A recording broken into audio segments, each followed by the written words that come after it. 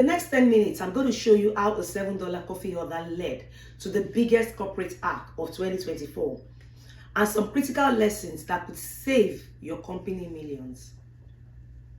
A senior executive at a Fortune 500 company actually wanted coffee, and she used the company card on a sketchy coffee shop website. 3 months later, that $7 transaction led to a 47 million data breach. The hackers did not need any sophisticated tools. They just waited, they watched, and they walked right through the digital front door.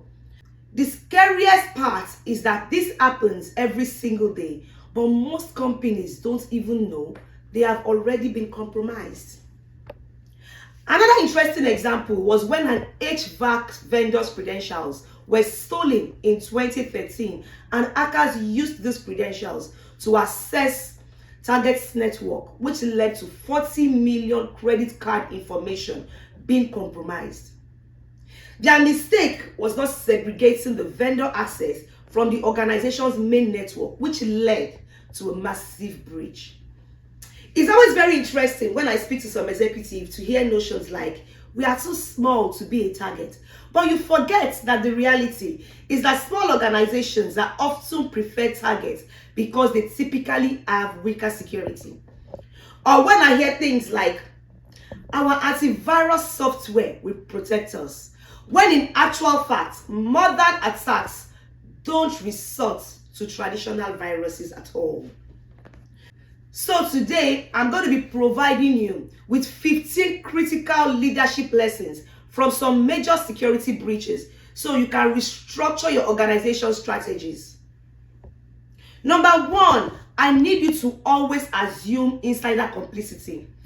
Lots of security breaches usually involves the insider, whether intentional or unintentional. So as a leader, you need to assume that insiders may be involved and implement measures to detect and prevent such insider threats. Number 2, I need you to beware of the low and slow attack. One of the things I need you to understand about how attackers operate is that they use what is called the low and slow approach. This they do by spreading out their attacks over time in order to stay under the detection rate. As a leader, you need to be aware of this tactic and implement monitoring tools to enable you detect slow burning attacks. Number 3, never underestimate the power of open source intelligence. The thing with open source intelligence is the fact that they can be a very powerful tool for attackers because it allows them to gather information about an organization's security posture.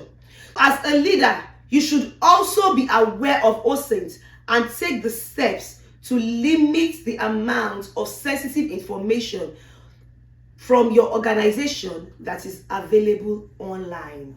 Number 4, I implement the break the glass protocol. Now, let me explain how this is supposed to work. You need to understand that in the event of a security breach, as a leader, you should have a break the glass protocol in place so that it allows you to quickly gain access to sensitive information and respond to the breach in a very timely manner.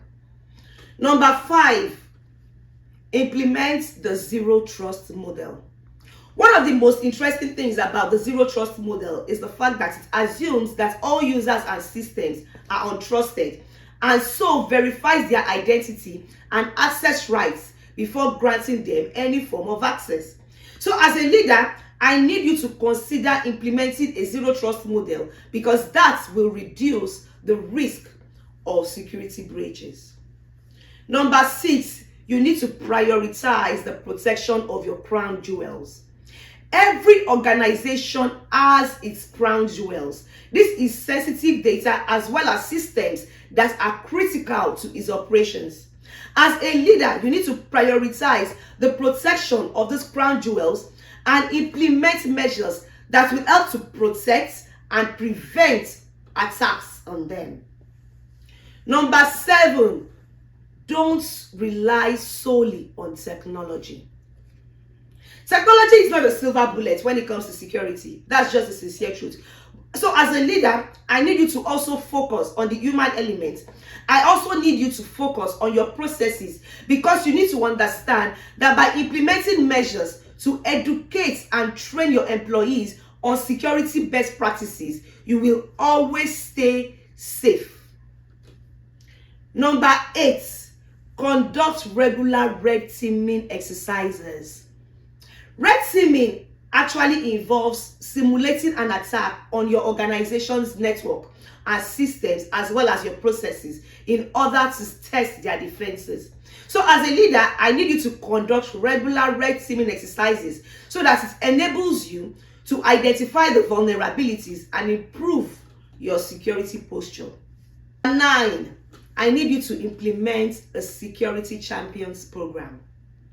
A security champions program involves training and empowering employees to become security advocates, more like your superheroes within the organization. So as a leader, you should consider implementing a security champions program, not only to promote a culture of security, but also for your peace of mind. 10, I need you to use threat intelligence to inform your security decisions. Don't base your security decisions on intuition or anecdotes. Threat intelligence involves gathering and analyzing information about potential security threats. So as a leader, use this threat intelligence to inform your security decisions and also to help you stay ahead of potential threats.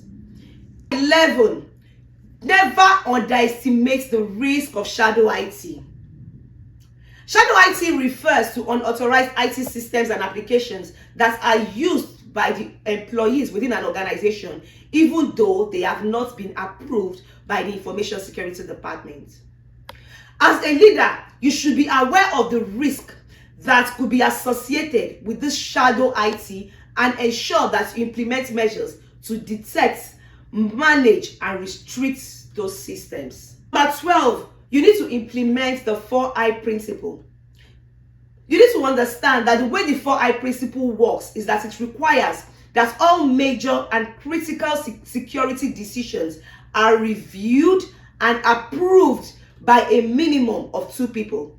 What that means is that as a leader, you should consider using the 4I principle, because that will help you reduce the risk of security breaches. 13, I need you to prioritize the security of the IoT devices, the Internet of Things devices.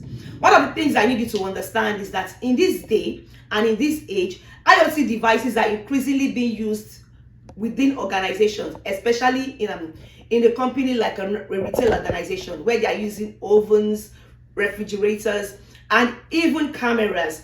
But the truth is that these IoT devices can also introduce significant security risk. So as a leader, I need you to prioritize the security of these IoT devices and implement measures on them to ensure that you can detect and prevent attacks on them. Number 14, conduct regular tabletop exercises. Now, tabletop exercises involve simulating a security breach and testing an organization's response to it. So as a leader, you need to conduct regular tabletop exercises to identify vulnerabilities and improve your incident response plan. Now, lastly, don't forget the human element in incident response. A lot of organizations have forgotten that humans are the most vulnerable parts of any security's weakness. So your incident response should often not only focus on technical measures, but also the human element as well. As a leader, consider the human element in your incident response plan, including communication with stakeholders and support for employees that may be affected by the breach. I'm going to give you a 7-day security jumpstart plan to ensure that as a leader, you are staying safe. Day 1, I need you to map out your crown jewels. Identify which data and which systems are mission critical within your organization. Day 2, start a security champions program. Pick one advocate per team One of the things I need you to do is select one person per team. I will advise that you actually get them to volunteer, because it's only those that are enthusiastic that can ensure that the process runs properly. Now, day 3, create a basic incident response plan on just one page. Make it very basic and very elementary, so that it is not only easy to understand but also easy to implement and follow. Now, day 4, you need to set up the break the glass protocol in case of an emergency. Day 5, I want you to begin weekly 5-minute security briefings, not only within your team but also within the organization. Day 6, implement the 4I reviews for critical decisions. Ensure that you have a minimum of 2 people that are able to review and approve security decisions in case of an emergency.